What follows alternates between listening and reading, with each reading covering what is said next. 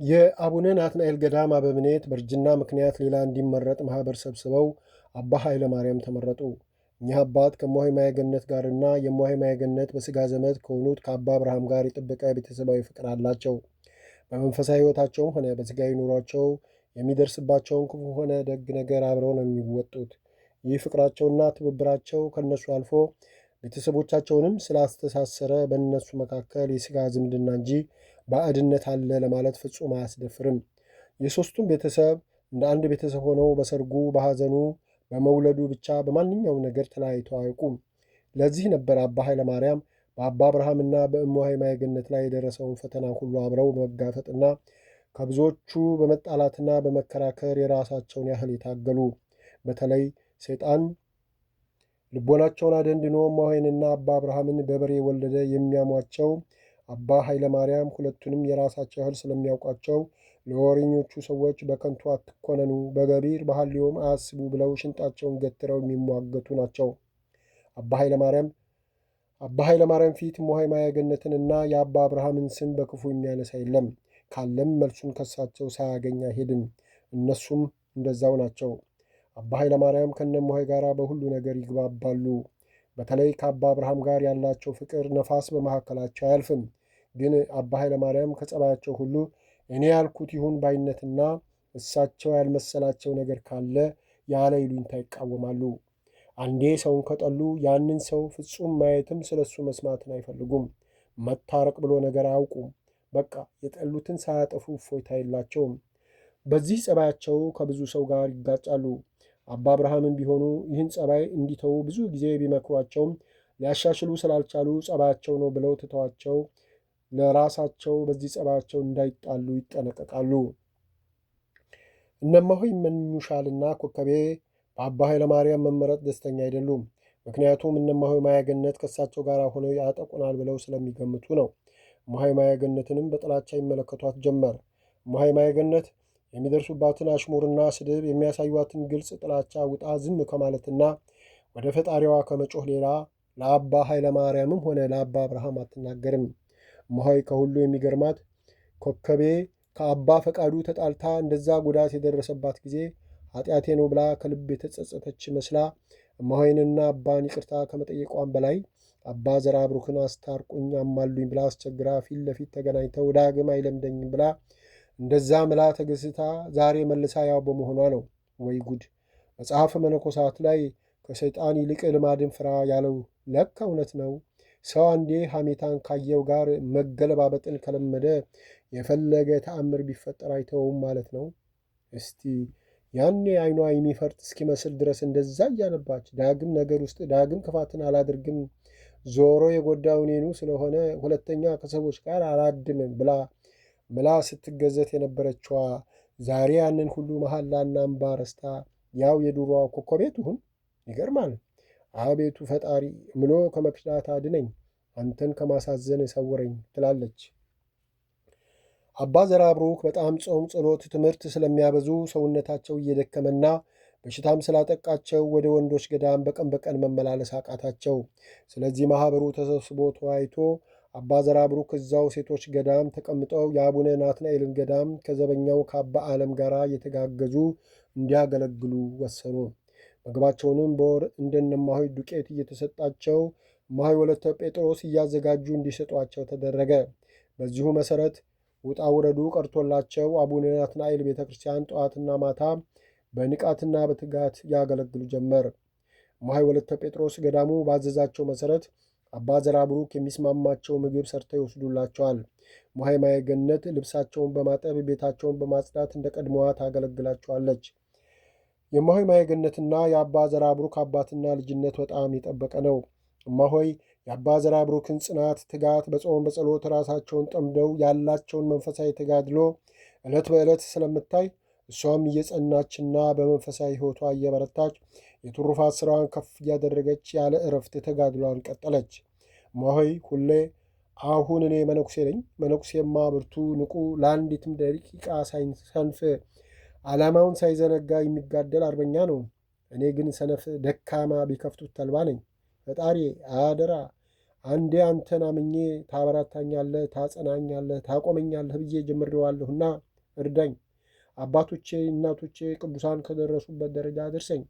አንተ ስደክም ጉልበቴ፣ ስወድቅ መነሻ ይሁነኝ። አደራ እርፍ ይዞ ወደፊት እንጂ ወደ ኋላዬ እንዳላርስ ከፊቴ ቀድመህ ምራኝ እያለች ወደ ፈጣሪዋ ታለቅሳለች።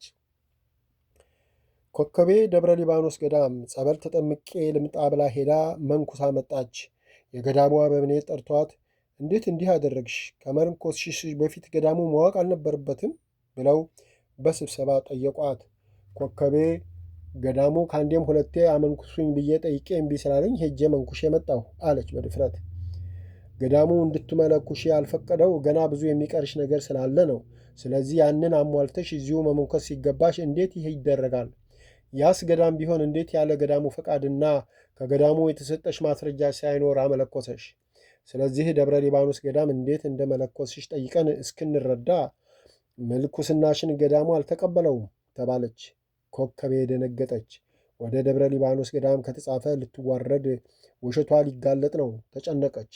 በቃ ለገዳሙ ተጽፎ ጉዷ ሳይወጣ እውነቱን መናዘዝ ነበረባትና እያፈረች አባቶቼ አጥፍቻለሁ፣ ግን ደብረ ሊባኖሶች ምንም አላጠፉ፣ ያሳሳትኳቸው እኔ ነኝ። የደብረ ሊባኖሱ መነኮሳት በየበዓላቱ ሲመጡ የዚህ ገዳም ነዋሪ መሆኔን ያውቃሉ። ብዙዎችም ቤቴ ውለው አድረው ሰንብተው ይሄዳሉ። ስለዚህ አብዛኞቹ የቤተሰብ ያህል መቀራረብን አለን። ይህን ተጠቅሜ ሄጄ ገዳሙ እዚህ ለመመንኮስ ለተክለ ሃይማኖት የገባሁት ቃል ስላለ እንድታመለኩሱኝ መሸኛ ጽፎ ወደ እናንተ ልኮኝ ነበር። ግን መንገድ ላይ ከነ ልብሴ ሌባ ዘረፈኝ ብዬ አለቀስኩ።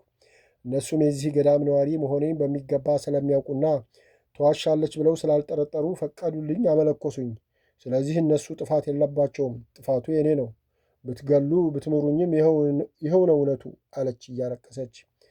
ማኅበሩ በሙሉ በጣም ተቆጣ። በማጭበርበር የተገኘ ምንኩስና አይባልም አለ።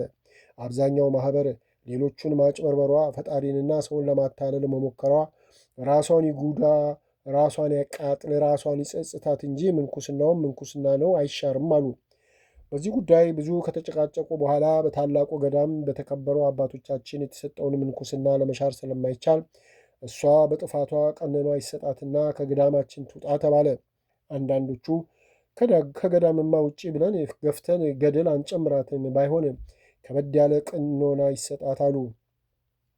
በዚህም ትንሽ ከተከራከሩ በኋላ ገዳሙ ለመመልኮስ ብቁ አይደለሽም፣ ይህን አሻሺ፣ ራስሽን አስተካኪ ቢሎ በቀጠሮ የያዘውን ጉዳይ ይህን ሁሉ ማኅበር ንቃና አቃላ በራሷ ፈቃድ ከአንድ ገዳም ነዋሪ ቀርቶ ከከተማ ዱርዬ የማይጠበቅ አይነት ማጭበርበር አድርጋ ቅዱሳን አባቶቻችንን እነሱ ለገዳማችን ባላቸው ፍቅርና አክብሮት አሳስታ መልኩሳ ብትመጣም ምንኩስናዋን ከመሻር ከገዳም ከማባረር መምህራችን ክርስቶስ ይቅር ባይ ነውና ይቅርታ አድርገንላታል። ግን ቅዱሳን አባቶቻችንን ስላሳሳተችና ይህን ቅዱስ ገዳምም ንቃ ስለሄደች ከበድ ያለ ቅጣትና ቀኖና ያስፈልጋታል። ስለዚህ አባቶች ተመርጠው ተወያይቶ አስፈላጊውን ቅጣትና ቀኖና ይስጧት ብለው ማኅበሩ ተስማማ። ከዛ በኋላ 12 ምርፋቆችና ሌሎች ትላልቅ አባቶች ለብቻቸው ተሰብስበው ቅናትና ቀኖና ተሰጣት። ኮከቤ ቀኖናውንና ቅጣቱን የሰጧት አባቶች ለመሆኑ ገዳሙ ቆይ እያለ እንደዚህ እስከ ማጭበርበር አድርሶ ለመመልኮስ ያጣደፈሽ ምንድን ነው ብለው ሲጠይቋት አባቶቼ እንደምታውቁት በየበዓላቱ ወደ ቤቴ የሚመጣው ብዙ እንግዳ ነው። ብዙ ትላልቅ ሰዎች ይመጣሉ። ታዲያ ኮከቤ እያሉ ሲጠሩኝ ሲሰሙ እንዴ አልመለኮስሽም እንዴ ምን ነው ይሉኛል። አንዳንዶቹማ አፋቸውን አውጥተው ምን ነው ምን ይጠብቃሉ መመንኮሱን ፈሩት እንዴ ይላሉ። ብዙ ነገር እያሉ ይተቹኛል። ስለዚህ ያለመመንኮሴ የሆነ ነገር ያጎደለብኝ ወይም ከሁሉ ያነስኩ መስሎ ስለታየኝ በቃ ከሰው አፍ ለማረፍና እኔም ያለመሳቀቅ ለመኖር ብዬ ሄጄ መነኮስኩ አለች። አባቶች በጣም አዘኑ። አባ ፈቃደ አብ ከልባቸው አዝነው ልጄ አንቺ ወደዚህ ገዳም ከመጣሽ ጀምሮ ለገዳሙ ትልቅ ፈተና ነው የወደቀበት። ከዚህ በፊት ካጠፋሹ ብዙ ነገሮች የከፋው ያሁኑ ነው ልጄ። እንደው ለመሆኑ ሰው ለምን አልመለኮስሽም ስላለ ብቻ ተዘሎ የሚገባበት ነው እንዴ? አሁን ለምን አልመለኮስሽም ስላሉሽ መለኮሽ፣ ነገ ደግሞ ለምን መለኮስሽ የሚልሽ ሰው ሲመጣ ልትጥዩ ነው ልጄ? ምንኩስና እኮ የሕይወት ውሳኔ ከፈጣሪ ጋር የራስ ውሳኔ ከገቡ የማይወጡበት የማይበጠስ በመከራ በስቃይ የማይለወጥ እስከ ሕይወታችን ፍጻሜ አብሮን የሚኖር በፍጹም ፍቅርና በፍጹም ፈቃደኝነት የሚቀበሉት እንጂ እንዲህ በሰው ግፊትና መነኩሴ ተብሎ ለመኖር ብቻ በማጭበርበር የሚቀበሉት አይደለም። ልጄ መቼም አንዴ ሆነዋል። አሁን የተሰጠሽን ቀኖናና ቅጣት በተጸጸተ ልብ በእውነተኛ ንስሐ ተቀበለሽ በአግባቡ በመረረ ሐዘን በፍጹም ትሕትና ጨርሽውና እውነተኛዋ ማይሁኝ እንጂ የግድ እንደተያዘ ሰው በመሰልቸትና በግዴታ አትጨርሽው። ልጄ እባክሽ ሕይወትሽን ከክርስቶስ ጋር የታሳሰረ አድርጊው እንጂ በሰው በጊዜያዊ ዝና በልዩ ልዩ ቁሳቁስ በመማረክና በጠቅላላው በኃላፊ ጠፊ ነገር ላይ አታድርጊ። ያው ቅድም አባታችን እንደነገሩሽ መጽሐፈ መነኮሳትን ከገዳሙ በውሰት ወስደሽ ከልብሽ አንቢው። ገድል ትሩፋት የሰሩ ራሳቸውን ከፈጣሪያቸው ያስገዙ በትሕትና ሆነው ራሳቸውን ያዋረዱ ጀግኖች አባቶችና እናቶች የሰሩትን ገድል ከልብሽ በማስተዋል መርሚሪና ያለፉት አባቶችና እናቶች የዛሬዎቹም የሚሰሩትን መልካም ሥራ ስሪ። ባይቻልሽና አቅም ብታጭ እንኳ የእነሱን ገድል በልብሽ ደግመሽ ደጋግመሽ በማስታወስና በማመላለስ ራስሽን ተቆጣጠሪ። አደራ አደራ ብለው ከስንክሳር ከብዙ ቅዱሳት መጻሕፍት እየጠቃቀሱ እሳቸውና ሌሎችን በየተራ ከመከሯት በኋላ አሰናበቷት። ኮከቤ የተሰጣትን ቀኖናና የሥራ ቅጣት ከጨረሰች በኋላ ሞሃ አጸደ ጊዮርጊስ ተብላ ገዳሙ በምንኩስናዋ ተቀበላት። ኮከቤ ገዳሙ በሙሉ ይቅርታ እንደተቀበላት ካወቀችና ቀኖናዋን ከጨረሰች በኋላ የሚያውቋት ሀብታሞች ጋር ልካ ሰንጋ ጥላ ቅልጥ ያለ ቆብ ተስካሯን ደገሰች። ከየከተማው የምታውቃቸውን ምዕመናን ሁሉ ጠርታ የአንድ መነኩሲት የቆብ ተስካር ሳይሆን ትልቅ ክብረ በዓል የሚከበረውን ያህል በድምቀት አከበረች።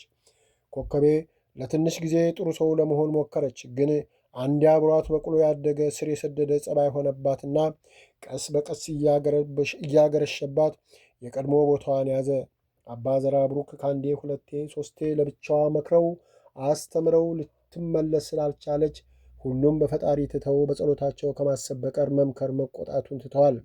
እሷም ብትሆን የእሳቸው ትምህርትና ምክር እንደ ጭቅጭቅና ሞሃይ ማይገነት መጥፎነቷን እየነገረቻቸውና የእሷን ወሬ እየሰሙ የሚጨቀጭቋት ለሞሃ እያገዙ እየመሰላት ትከሻሻቸዋለች። በሆዷም ቂምና ጥላቻን ቋጥራባቸዋለች።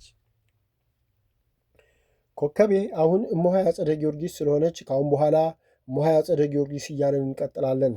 እሞሃይ አጸደ ጊዮርጊስ ቤት ሁልጊዜ ድግስ ነው። በቤቷ ምን ቢሆን ጠላ አይጠፋም። ሁሌ ግቢዋ የሰው ጫጫታ አያጣውም። እሞሃይ አጸደ ጊዮርጊስ ብቻዋን ውላ ብቻዋን ማደር ፍጹም አትችልም። አብራት የምትኖረው እመቤት እንደሷው ነች። ልክ ከአንድ ምንጭ የተቀዱ ናቸው። ጸባያቸውና ስራቸው በአብዛኛው ስለሚመሳሰል ተግባብተው ይኖራሉ። አንዳንዴ እሞሃይ አጸደ በሁሉ ነገር ላይ እኔ ያልኩትና የበላይ ልሁን ብላ ስታየል ከሚነሳው ትንሽ ቅሬታ በቀር በሁሉ ነገር ይግባባሉ። እመቤት አብዛኛውን ጊዜ ቤት ውስጥ ምግብ በማዘጋጀትና ቤት በማጸዳዳት ገቢ ወጪውን በመጋበዝ ስትባክን ትውላለች። እሞሃይ አጸደ ቤት በማሰራት እንጨት በማስፈለጥ የሚሰሩ ነገሮችን ትዕዛዝ በመስጠትና አብዛኛውን ጊዜ ከሰዎች ጋር በመጫወትና በተለያዩ ነገሮች ላይ ስትባዝን ትውላለች። ሁለቱም ከዚህ የተረፈ ጊዜያቸውን የሚያባክኑት እሞሃይ አጸደ አሞኛል ብላ ፍቃድ በመጠየቅ ወደ ከተማ ሄደው ከአንዱ ወደ አንዱ እያሉ ነው። ወር 2 ወር ቆይተው ሲመጡ ይዘውት የሚመጡትን ቁሳቁስ 10-20 አግዞ አይጨርሰውም። ከዛ በኋላ ያ ጸጥትና ረጭ ብሎ የሰነበተው አካባቢ በጫጫታ ይሞላል። የተለመደው ድግስ ይጀመራል። ከዛማ ገቢው ወጪውን ማን ያቆመዋል? እበላባዩ እሷን በውዳሴ ከንቱ እየሸነገለ ይጎርፋል።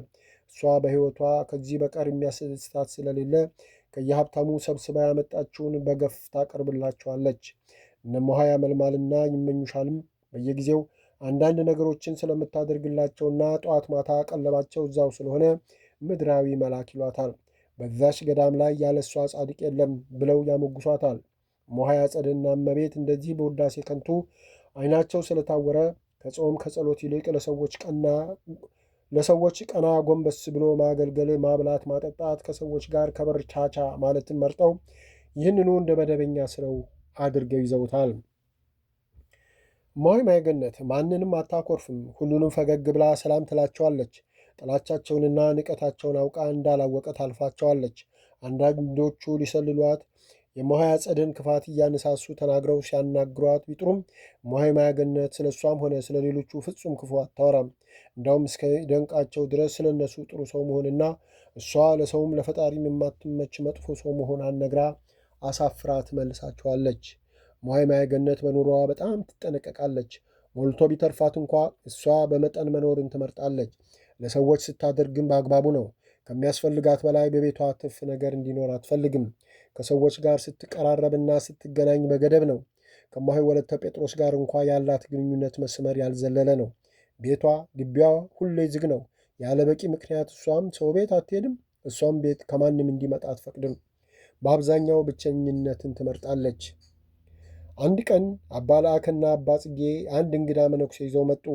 እማሆይ ማየ ገነት እና አባ በድንገት በመምጣታቸው ብትደነግጥም በደስታ ተቀበለቻቸው። አብረው ያሉትን መነኩሴ ግን ፍጹም አላወቀቻቸውም። አባ ጽጌን እማሆይ በፍቅርና በአክብሮት ዝቅ ብላ እግራቸው ላይ ወድቃ ሳመቻቸው። አባ ጽጌ ከእግራቸው አንስተው ከሳሟት በኋላ እሳቸውን አላወቅሻቸውም አሏት፣ ወደ አባ እያመለክቷት።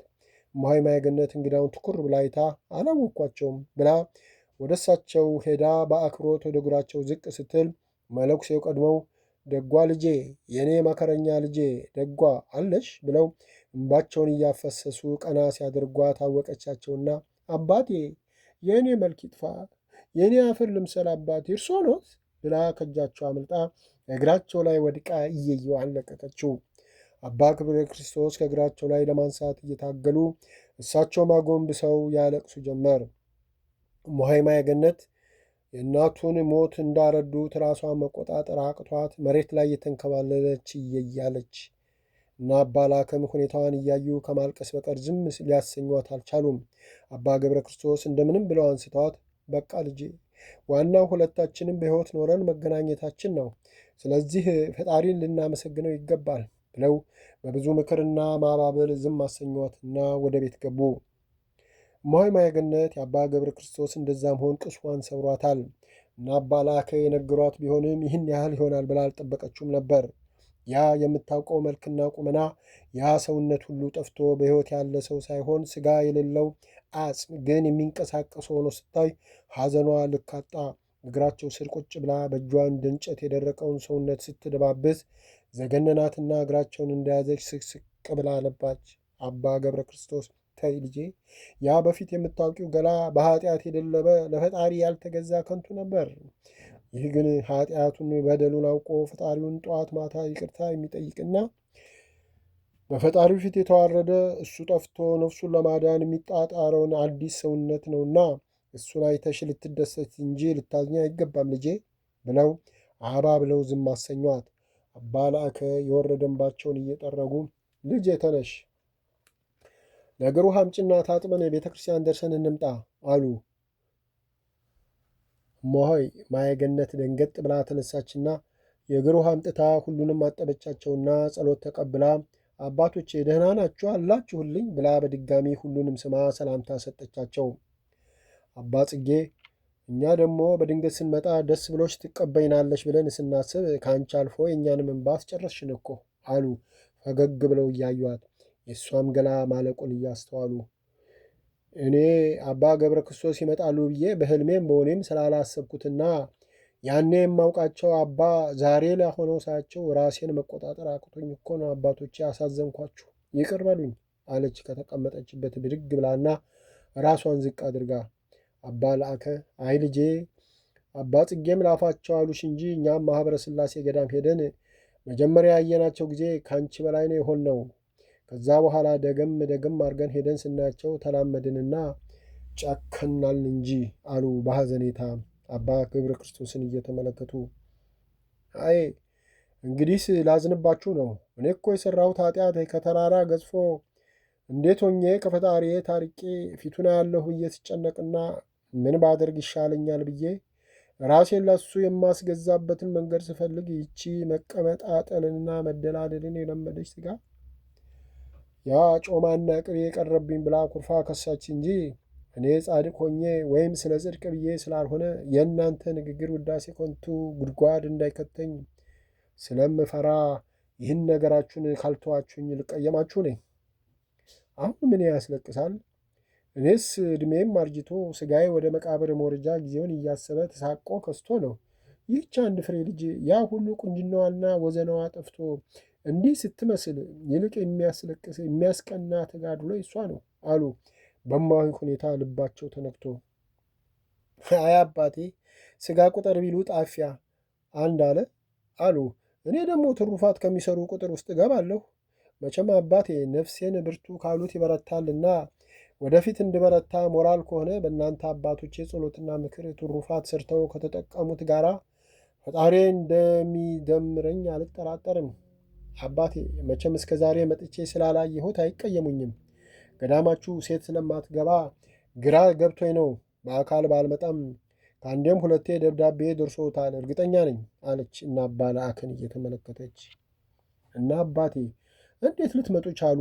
ይህን ሁሉ መንገድም በዚህ እግሮት ተራምደው ነው እዚህ የደረሱት አለች። እንዲህ ትንሽ ሽው ያለች ንፋስ የምትጥላቸው የመሰሉ ሰው ይህን መንገድ እንዴት ችለው መጡ ብላ በመገረም ልጄ እንዳልሽው እኛ ገዳም ሴት ስለማትገባ አንቺ መምጣት ስለማትቺ በቃ እንዲሁ ሳንተያይ መቅረታችን ነው ብዬ አሰብኩ። ደግሞም እና አባላከ መጥተው ስለ አንቺ ሲነግሩኝ ልቤ አርፎ አልቀመጥ አለኝ። ስለዚህ ሞት ሳይቀድመኝ አንዴ ይቼሽ ልመለስ ብዬ ለአባቶችሽ ከገዳሙ ለተልኮ የሚወጡ መነኮሳትን ልኬባቸው ቀጠሮ ይዘን ይኸው መጣን አሉ ፈገግ ለማለት እየሞከሩ። መቼም ፈጣሪ በዚች ምድር ላይ እንደኔ ያድለው ያለ አይመስለኝም። እኔ በመንፈሳዊ ሕይወቴ የደካሞች ደካማ መሆኔን እያወቀ በመንፈስ ቅዱስ የበለጸጉ ጸድቀው የሚያጸድቁ አይዞሽ በርች እያሉ በየሄድኩበት እየተከተሉ የሚመሩ የሚያስተምሩ ጋሻ መከታ የሚሆኑ አባቶች አድሎኛል። አሁን እንደኔ የታደለ ይገኛል። እስቲ ነኝ ሰው አድርጎ ከዛ ከሩቅ ሀገር እኔን ለማየት በዚህ ድካም በዚህ ሰውነት ይመጣል? አሁን እኔ ምን ጥቅም አለኝ? ከእኔ ምን ፍሬ ይገኝና ነው የአባቶቼ ድካም እንደው እሱ ቢያድለኝ ነው እንጂ አለች የደስታ እምባዋን እያፈሰሰች። ዋ ልጄ አንቺ የምታዩ በዕድሜ ልጅ መሆንሽን ነው። እኛ የምናየው የተሰጠሽን ጸጋ ነው። ልጄ አንቺ እኮ እንደኔ ያልረከስሽ ሰው ያላሳዘንሽ ንጹሕ ነሽ። የተሰጠሽ ጸጋ ለእኔ ለሀጡ ቢተርፈኝ ብዬ የጸጋሽ ተካፋይ ልሆን ብዬ ነው የመጣሁት አሉ ከልባቸው። በአራተኛው ቀን አባ ጽጌና አባ ላከ ሲመለሱ አባ ገብረ ክርስቶስ ከልጄ ጋር ትንሽ ልጨዋወት ደግሞም የገዳሙ በረከት እንዲደርሰኝ አንድ ሁለት ሱባኤ በስማም ልበልና እመጣለሁ ብለው ቀሩ። አባ ገብረ ክርስቶስ ከአባ ዘራ ብሩክ ቤት አጠገብ ያለው መቃብር ቤት ተጠራርጎላቸው ሁለቱ ሱባኤ እዛ ዘግተው ቆዩ። ምግባቸውን እማሆይ ማየገነት ከሁለት ቀን አንዴ አንድ እፍኝ ሽምብራና አንድ ብርጭቆ ውሃ ታቀብላቸዋለች። ሱባኤያቸውን እንደፈጸሙ እማሆይ ገነትን ጠርተው ልጄ እዚህ ገዳም ላይ አኗኗርሽ እንዴት ነው? እስቲ ሁሉን አጫውችኝ አሉ። መሬት የተነጠፈው ሰሌን ላይ ኩርምት ብለው ተቀምጠው እማሆይ ፊት ለፊታቸው ባዶ መሬት ላይ ቁጭ አለችና እዛ ገዳም እግሯ ከረገጠ ጀምሮ እስከዚያች ቀን ድረስ ያለውን አንድም ሳታስቀር አጫወተቻቸውና እንግዲህ አባቴ ይኸው በእናንተ ጸሎት እዚህ ደርሻለሁ። ወደፊትም ጸሎታችሁ ጋሻ መከታ አለኝታ ስለሚሆነኝ የቀረቿን ዕድሜን ከፈጣሪ ጋር በደስታ አሳልፋለሁ አለች በትትና። አባ ገብረ ክርስቶስ በጽሞና ሲያዳምጧት ቆዩና አየሽ ልጄ እኔ ካንቺና ከዛሽ ገዳም ተለይቼ ከወጣሁ ጀምሮ ስንፍናዬ ካመጣብኝ ትንሽ ፈተና በስተቀር ምንም ችግር ሳይገጥመኝ ሁሉ ነገር አልጋ በአልጋ ሆኖልኝ ነው እዚህ የደረስኩት። አንቺ ግን ይህ ሁሉ መከራ በጸጋ ተቀበለሽና ነገም መጪውን ለመቀበል በደስታ እየተጠባበቅሽ ነው። ይሄ በጣም ያስደንቃል። ይሄ ታላቅ መስዋዕትነትና ለፈጣሪሽና ለወጣሽበት ዓላማ ያለሽን ቆራጥነትና ታላቅ ፍቅርን ያስገነዝባል። ልጄ ወደዚህ የመጣሁት ላይሽ ብቻ አይደለም፣ ፈጣሪ አዞኝ ጭምር ነው። ልጄ በእርግጥ ይቺ እማሆይ አጸደ ገና ካለችበት ስትመጣ ለአንቺ መፈተኛ የታዘዘው ሰይጣን በሷ ላይ አድሮ ፈጣሪ በቃ እስካለው ድረስ ሊፈትንሽ ተዘጋጅቷልና ቻዩ ልጄ። መቼም ፈጣሪ የማንችለውን መከራ አይሰጠንም። ይህችን ልጅ ገና ገዳሜ እያለሁ ነበር ያየኋት እና አባ ላከ ሲመጡ ስለ እሷ ያየሁትን ሁሉ ነገርኳቸው። በጣም ደነቃቸው። ልክ አብረዋቸው የኖሩ ይመስላል አሉኝ። እኔ ግን በብቃት ሳይሆን ስለ አንቺ በጣም አጥብቄ ስለምጸልይ ፈጣሪ ገልጾልኝ ነው። ስለዚህ ልጄ ይህች መነኩሲት ለአንቺ መጠቀሚያ ነችና አትጥያት። ምንም ምን ብታደርግብሽ አትከፊ፣ አትቀየሚያት። እሷም ወዳ አይደለምና አጥብቀሽ ጸልይላት፣ እዘኝላት። እሷን በመቻልሽ በመታገስሽ ስለ እሷ በመጸለይሽ በረከትሽን እጥፍ ድርብ ታደርጊዋለሽ። ለሌሎችም ቢሆን እንዲሁ አድርጊ አደራ ልጄ። ያ ሦስተኛው ፈተና በጣም የከበደ ነው። በእርግጥ እኔና አባትሽ አባ ዘራ ብሩክ አብረንሽ ብንገኝ እንዴት ደስ ይለኝ ነበር። ቢሆንም ከእኛ የበለጠው ፈጣሪ ከናናቱ አብሮሻልና ከአንቺ በበለጠ ደስ ይለኛል። ያን መከራ ከእሱ ጋር ሆነሽ ድል ስለምታደርጊው። በእርግጥ ለችግር ጊዜ ከፈጣሪ በታች ሰው ለሰው መድኃኒት ነው። ግን እሱ የፈቀደው ብቻሽን ሆነሽ ተጋፍጠሽ ድል አድራጊ ሆነሽ ያ ለቅዱሳኑ ለሰማዕታቱ ለወዳጆቹ የሸለመውን የክብር አክሊል በአሸናፊነት ሊያቀዳጅሽ ነውና በርቺ፣ እንዳትንገዳገጂ። ፈጣሪን ከፊቱ ያስቀደመ ምንም ነገር አያስፈራውምና ቆራጡኝ። የቀደመው ቅዱሳን የአባቶችሽንና የእናቶችሽን ፈለግ ተከታይ ወደፊት እንጂ ወደ ኋላ ሳታይ ፈጣሪ ራሱ ጥንቱንም ሲፈጥርሽ ጽኑ አድርጎ ስለሆነ በፈተናው መውደቅ አይደል ትንገዳገጃለሽ ብዬ አልጠራጠርም። ልጄ እንኳን ለራስሽ እኔ ደካማ አባትሽን በጸሎትሽ ከፈጣሪ አስታርቀሽ የመንግሥቱ ወራሽ እንደምሆን ሙሉ እምነት አለኝ። ልጄ ይህ ገዳም በጣም የሚወደድ የተባረከ ቦታ ነው። እዚህ ብኖር ደስ ባለኝ ነበር። ፈጣሪ ስላልፈቀደልኝ ወደ በዓቴ እመለሳለሁ። መቼም ከእንግዲህ የምንገናኘው በምንናፍቃት በሰማይ መንግሥቱ እንጂ ከእንግዲህ እኔም አቅም ኖሮኝ አልመጣ፣ አንቺም አትመጪ። ስለዚህ በሥጋ እንተያይም። ሆኖም ጠዋት ማታ በመንፈስ ስለምንገናኝ አንራራቅም፣ አብረንን ማለት ነው። ልጄ አባትሽ አባ ዘራ ብሩክ ምድራዊ መልአክ ናቸው። ስለ እሳቸው ፈጣሪ ብዙ ነገሮች ገልጾልኛልና እስካሉ ተጠቀሚባቸው፣ አትለያቸው። እሳቸው እንኳን ላንቺ ለእኛ የቀንና የሌሊቱ ብርሃናችን ናቸው። ወየው እንደኚህስ ቅዱስ እዚህ ገዳም ላይ ሆኖ ያልተጠቀመባቸው፣ ቡራኪያቸውን ላልተቀበለ ምንኛ ያልታደለ! ዓይን እያለው የማያይ እውር ይሆን? ለሱ ወየው ሊባልለት ይገባል። ስለዚህ ልጄ በእውነት ፈጣሪ ያደለሽ እድለኛ ነሽ። የእኚህን ቅዱስ ቡራኬ ጠዋት ማታ የምታገኚ፣ ድምፃቸውን የምትሰሚ፣ መስቀላቸውን የምትስሚ በእውነት እድለኛ ነሽ። ሰይጣንም ለዚህ ነው ቀንቶ የሚፈትንሽ። ልጄ አደራ፣ በፈጣሪ ስም ደግሜ አደራ የምልሽ እኔ ደካማ አባትሽን በጸሎሽ አትርሽኝ። ከአባትሽ ጋር አስቡኝ አደራ ልጄ። ተስፋዬ አንቺ ነሽና አትርሽኝ አደራ።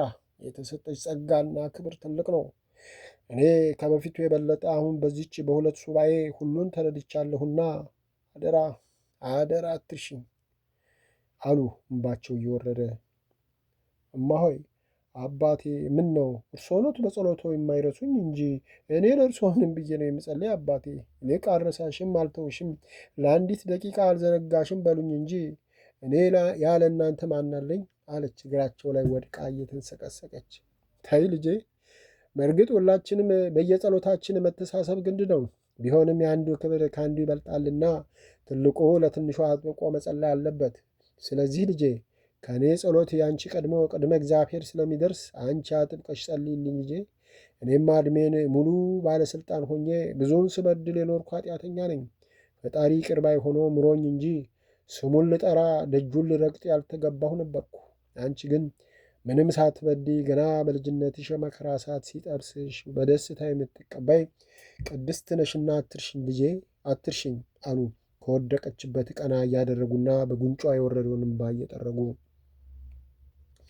እማሆይ ቀና ብላ ቁጭ አለች። በመካከላቸው ትንሽ ዝምታ ሰፈነ። አባ ገብረ ክርስቶስ ዓይናቸውን ጣራው ላይ ሰቅለው ሲያስቡ ቆዩና ልጄ እንግዲህ ተነገ ወዲህ እግዚአብሔር ፈቃዱ ከሆነ ሄዳለሁ። በቀደም እንደነገርኩሽ እኔ ገዳሜ ስደርስ አባ ዘመድኩን በተራው መጥቶ ያይሻል። እሱም ዓይንሽን ለማየት በረከትሽን ለማግኘት በጣም ጓጉቷል አሉ። በቃ ተነገ ወዲያ ጨክነው ልትሄዱ አለች እማሆይ ሆዷ ተረብሾ። አዎ ልጄ፣ የማያድሩበት ቤት አያመሹበት ነው። ምንም ገዳሙ የበረከት ጸጋ የሞላበት ጸሎት የሚሰምርበት የቅዱሳን መናኸሪያ ሆኖ ጥላችሁን ሂዱ አይልም። አምላኬ ለመኖሪያዬና ለረፍቴ የፈቀደልኝ በዓቴ እዛ ስለሆነ ከዚህ የበለጠ መቆየት አልችልም። ደግሞም 7 ቀን ደብረ ሊባኖስ ገዳም እቆያለሁ። እነ እማሆይ ሴተንና እማሆይ ምሕረትንም አይቼ ከአባቴ ተክለ ሃይማኖት በረከትን ተቀብዬ ወደ ገዳሜ በጊዜው መግባት አለብኝ አሉ።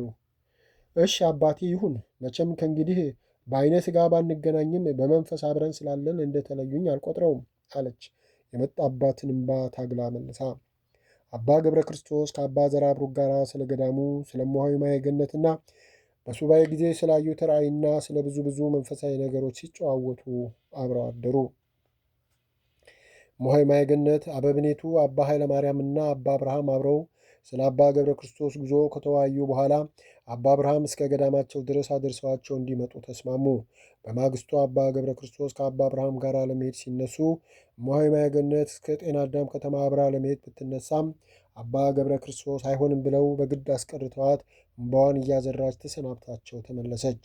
አባ ገብረ ክርስቶስ መጥተው ከሄዱ በኋላ እማሆይ ማየ ገነት ፍጹም ደስተኛ ሆነች። ውስጧ በመንፈሳዊ በረከት ተሞላ። ለበለጠ ትሩፋት ለበለጠ ተጋድሎ ተነሳሳች። ከበፊቱ በበለጠ ትሑትና ለሁሉ ሰው ፍቅር ያላት ሆነች። በተለይ የሚጠሏትን፣ የሚያንቋሽሿትን፣ የሚያሽሟጥጧትን በጣም ወደደቻቸው። ሁሌ በጆሮዋ ልጄ ክፉ ሰዎች በዙሪያችን በደጃችን ካሉ እነሱ መጠቀሚያ ዋጋችን ወደ ፈጣሪ መወጣጫ መሰላላችን ናቸውና ውደጃቸው። ሁልጊዜ በፈገግታ ተቀበያቸው።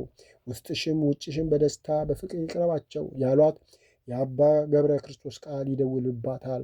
ስለዚህ ማንም ምን ቢያደርጋት በደስታ ከመቀበል በቀር አዝና ወይ ተቀይማ አታውቅም።